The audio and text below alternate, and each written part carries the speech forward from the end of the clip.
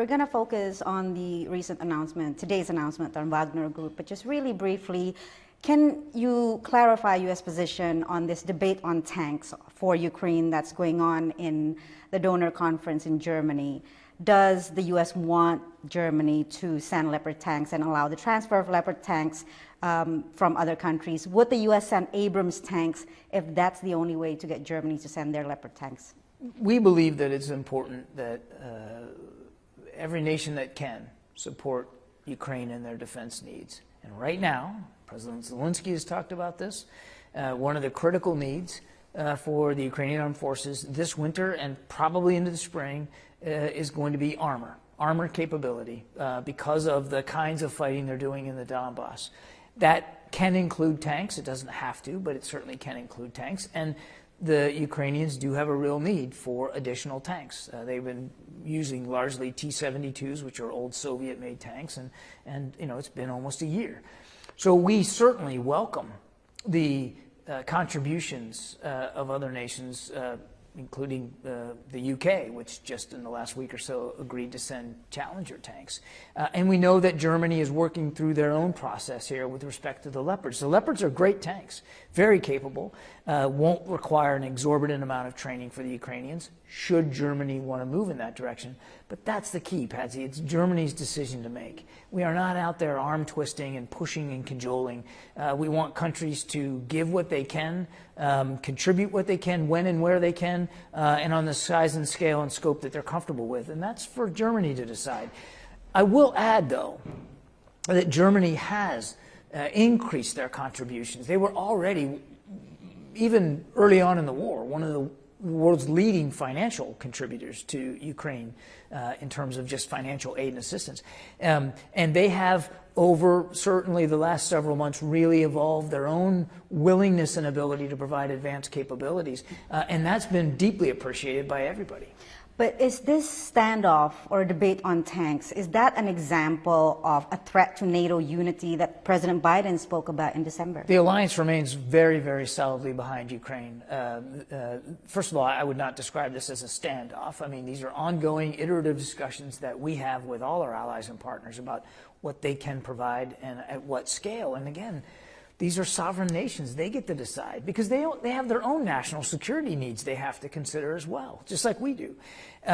But in just stepping broadly back, the alliance has been just incredibly solidly behind and supportive of Ukraine, and we don't see that fracturing at all. Okay, let's move on to today's announcement on the Wagner Group. The U.S. is designating it as the transnational criminal organization. As I understand, that primarily means freezing Wagner assets in the U.S. and also prohibiting Americans from providing support. How significant is this move, John? I mean, what kind of size assets are we talking about? It will give us more flexibility. I mean, we were already, of course, deeply sanctioning Russia writ large across the board. And some of those sanctions and export controls, we know, also tangentially had an effect on private military contractors like Wagner. But this is really targeted towards Wagner specifically. And I'll let Treasury talk to this in more detail. They'll have more to put out on this next week. But you're right about what that designation does. It blocks and prevents the transfer of monies to Wagner from any U.S. entity, U.S. country. And it might lead to additional measures by other countries now that we're doing this. So we'll see where that goes. Can you talk about the additional sanctions? Or is it going to be specifically to Wagner as well? That you said. What we announced today was this transnational criminal organization designation for Wagner, which will open up additional ways to freeze any contributions to Wagner's efforts and further help cut off the flow of finances to them as a group. And how immediate will the impact be? And will it be also impacting Wagner operations, not just in Ukraine, but also other countries? Once the designation's in place, it's in place, and we're executing it. So there'll be an immediate effect. And again, we encourage other nations as well to help us in cracking down on Wagner's ability to literally commit atrocities around the world. And I think that's kind of what your second part of your question is. This isn't just about. It's not about just cutting off their ability to commit atrocities in Ukraine. It's about their ability to commit atrocities around the world. Right.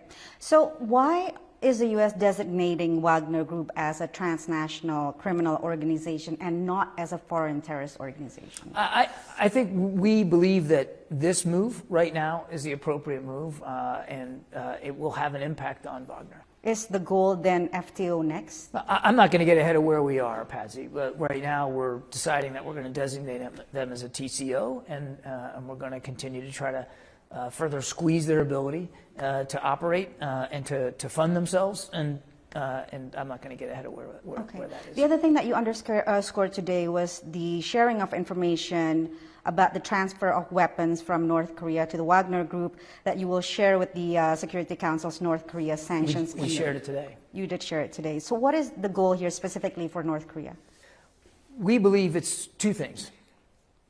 The most important thing is to try to stop this flow of support from North Korea to Russia. And that's why what I also said was we urge them to stop this immediately, that they are violating existing UN Security Council resolutions. And the reason we brought it up today is because we want to see if there's additional sanctioning flexibility here. We don't know. That's one reason why we brought it up to the Committee of Experts.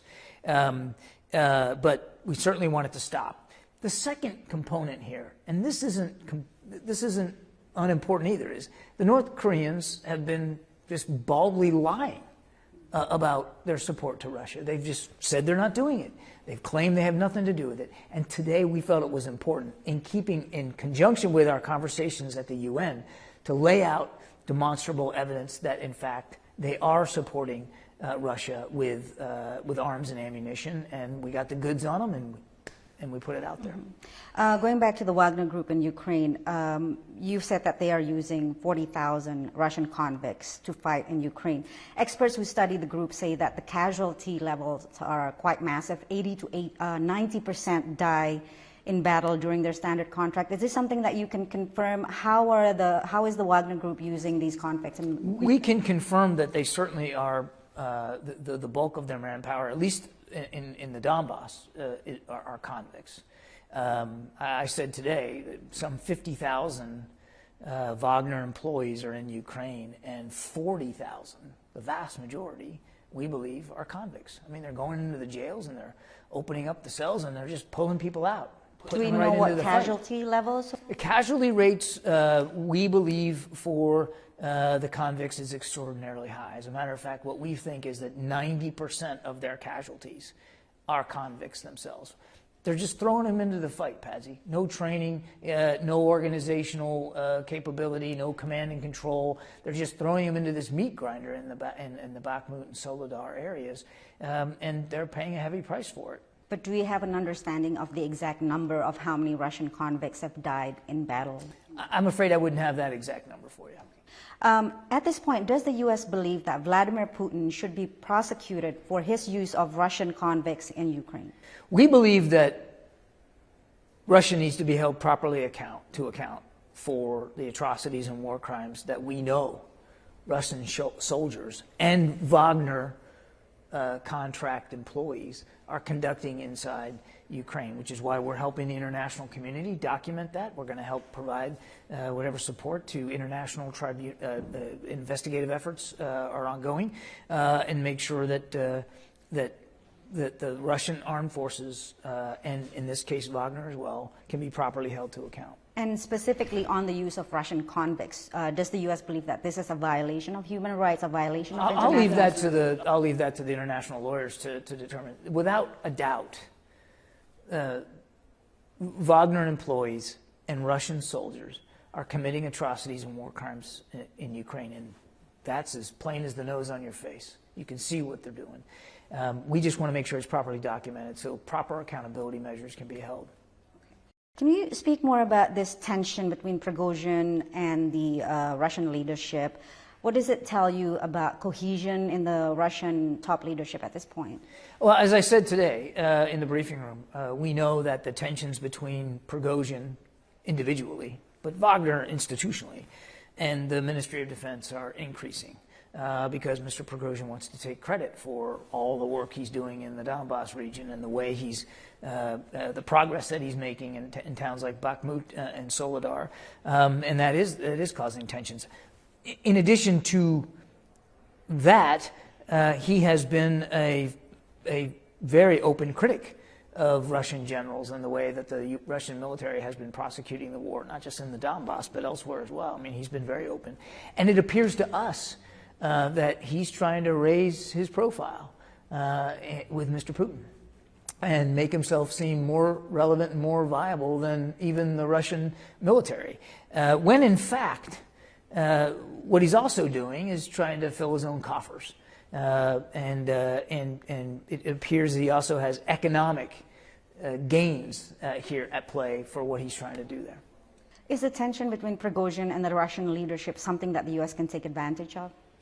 We think that, well, one of the things, obviously we put it out there publicly. We think it's important for the world to know what we're seeing in respect to these tensions. We think what should be taken advantage of is the opportunity for Putin to end this war. He could do it today. He could pull the Wagner Group out. He could pull all his troops out. That's the opportunity that needs to be taken advantage of. But we do think it's important to showcase for the world the utter brutality with which Mr. Putin is willing to keep fighting this war, this unprovoked war against the Ukrainian people. And now, in addition to everything else, Patsy, the cruise missiles, the drones hitting apartment buildings in the last couple of days, he's taken people out of jail with, Prigozhin's not doing this without, support, right? So he's allowing Mr. Prigozhin to just empty out the jails and throw convicts into the fight. No training, no skills, no leadership, to do nothing more than just kill Ukrainian soldiers and innocent Ukrainian civilians. And we believe it's important for that to be out there publicly so that everybody can see exactly the depravity with which he and his forces are running this war. Is there anything else you can share about the Wagner Group? For example, is the flow of convicts lessening, as we have heard in some reports right now, the flow of convicts to fight in Ukraine? Is there any indication that Wagner Group is getting fighters from Syria and other places, for example, former ISIS fighters? Anything else you can share on the Wagner Group? We know that Mr. Prigozhin has tried to recruit for Ukraine in places like Syria. I couldn't give you the exact numbers of how many he got or whether they're still in the fight, but it is certainly one of his plays to go ahead and recruit fighters from outside Russia and other countries, and we know that he's, as I said, clearing out prisons. Now, how many he's got on any given day, what the throughput is, I don't believe we have that specific. But in general, as I said today, we know that he has thrown about 50,000 people into Ukraine. Do you believe they're a formidable force? How effective are they, the Wagner Group? Without question, they have made some incremental progress in Bakhmut and Soledar in the Donbass, but at a heavy, heavy price in casualties, as we talked about. It's a meat grinder. He is literally throwing ill-equipped, ill-prepared, almost no training individuals into this fight with the Ukrainian armed forces, who, while they may not have the same numbers in terms of advantage, have a huge advantage in skill, organizational alignment, command and control, weapon systems provided by so many countries, including the U.S. And they're just chewing these prisoners up. Now, that said, because manpower doesn't seem to be a problem for Mr. Prigozhin, they have made some incremental progress. But as we've also said, and we don't want to, the Ukrainians are still fighting over Bakhmut and Soledar, and so that's not over. We still consider that contested territory. But even if the Prigozhin group end up with Bakhmut and Soledar, there's no guarantee they're going to keep it for very long, because the Ukrainians have proven time and time again that even when they lose territory, they'll go back and retake it. And even if that doesn't happen, Patsy, It's not as if those two towns are going to change the strategic direction of the war. They're not going to put the Ukrainians on their back feet to a degree that the whole war changes character. These are two mining towns in the Donbass, and the fact that they're mining towns ought to give you some clue as to why Mr. Prigozhin is so interested in them. John Kirby, thank you very much. Always a pleasure. My pleasure. Thank you.